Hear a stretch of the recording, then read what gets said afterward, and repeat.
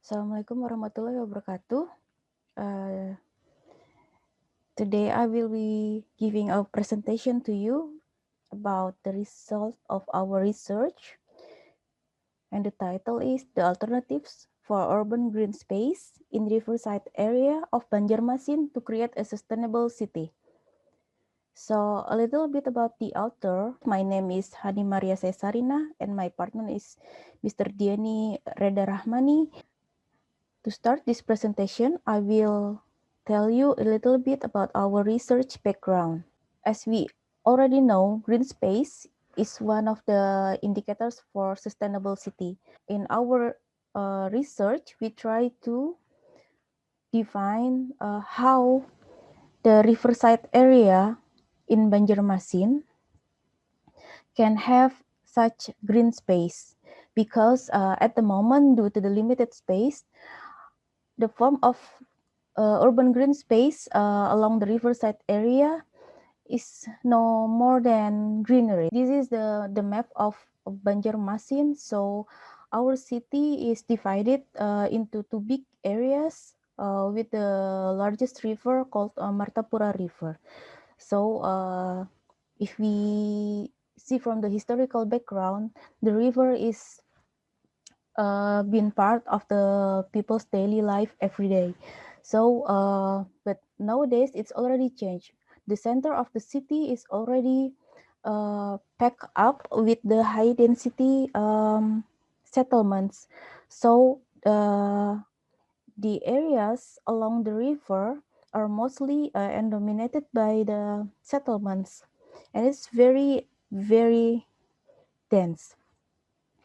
So, according to the government, the urban green space in Banjarmasin is only 6.49% out of 20% for the public green space. And the public space in Banjarmasin are mostly a prominent. See, as you can see, this is our preliminary research in the last 2 years. So in 2018 and in 2019, me and Mr. Dienny, we already did some research regarding how the green space in Banjarmasin already applied by the local people.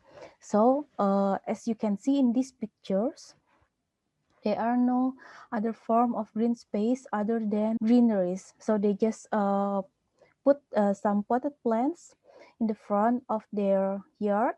Well, this is not practically a yard, but they have some very limited space, but they just the local people, they are still trying to give some greens to their environment. So as you can see, the problem statement of our research is that Banjarmasin has a very limited green space, but on the other side, they still have a lot of blue space, which is the river. We did some field research and observation and also interview with the local people. And then we analyzed the data with triangulation method. Okay, the results. First, we try to acknowledge the Banjarmasin's policy regarding urban green space. As for the national policy, which you can see on the left side of the slides, the government policy regarding the urban green space. The documents here, they already mentioned about blue space, but they have no more explanation regarding that. And then they also mentioned a little bit about green space in the riparian area. Okay, the second one, we try to review the special planning policy of Banjarmasin, the newest one, in 2020 until 2040. And these new documents, they already added some new regulation regarding green space, and the government, they really try hard to add more space for public green space in each district of the city. As you can see from the pie chart here, we interview the local people regarding about how do they really want if they can have some urban green space in their neighborhood. So 42% of them, they said that they really wanted to have a green open space such as parks that has a fountain and some jogging tracks inside it. And then 28% of them, they said that they want some sport facilities. So maybe something like fitness outdoor facilities in the park. And then the 20% of the local people, they said that they would like to have some children's playground. So from this result, we can see that actually the local people, they really wanted to have some green space in their neighborhood. And this is the result when we interview the local people and from some aspects. The first one is from the environmental aspects, lifestyle aspects, social aspect, equity aspects, satisfaction aspect, and spatial aspect. And lastly, the participatory planning aspect. What make it very interesting from this result is that the lowest index is for spatial aspect, which means the local people, they know that they have very limited space if they want to have more urban green space, while the other lowest aspects is the participatory planning aspects. This means the local people, they feel that they have not been appointed or asked to be participate in the planning aspects of the green space. We try to find the best solution for the situation, and we come up with some alternatives. So we dig up some literature review, and we also did some observation, and we also interview some local experts regarding the green space. So the conclusion is in this table. The first alternatives would be the how we can provide side yard or green belt around the riverside area.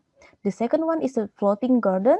So these alternatives try to accommodate the space above the river, as well as the third alternative, which is the urban floating farming. Next is the vertical garden and pergolas or greeneries on rooftop. But each of these alternatives, they have some strengths and weaknesses. For example, like the side yard. This is can only applicable in some areas of in the city. So this kind of alternatives needs more space. And the second one is the floating garden. These alternatives, they are easy to locate, but they cannot be located in high stream. The same thing also, and also communal space, because these three alternatives, they should be located, they need a very calm water environment. So if we want to locate it in the high stream area, we will face some major problems, especially with the stream. As for the vertical gardens and for the rooftop, actually this would be the best solution for the riverside area if they want to add more green space. Well, actually, this is not literally green space, but at least we can add more greens to the neighborhood. These vertical garden and pergolas or rooftop, they need less space. However, these alternatives need high cost and also maintenance. So this would be a problem for the local people who live in the riverside area. Okay, this is the illustration. So the first picture show us how we can pergolas with vertical gardens, and also we can add more plantations to the neighborhood. And then the second picture is about how we can add some communal space to the river. So this is more like a floating communal space. We can place it in some areas in the city. This is our analysis for the alternatives. So as you can see, for the river condition in Banjarmasin, they have three different kind of stream. The first one is the calm water, and then the low stream and the high stream. And conclusion, The result shows that urban green space in the Riverside area in Banjarmasin must accommodate the space of the river to create some forms of green space, such as floating communal space and also green corridor along the river.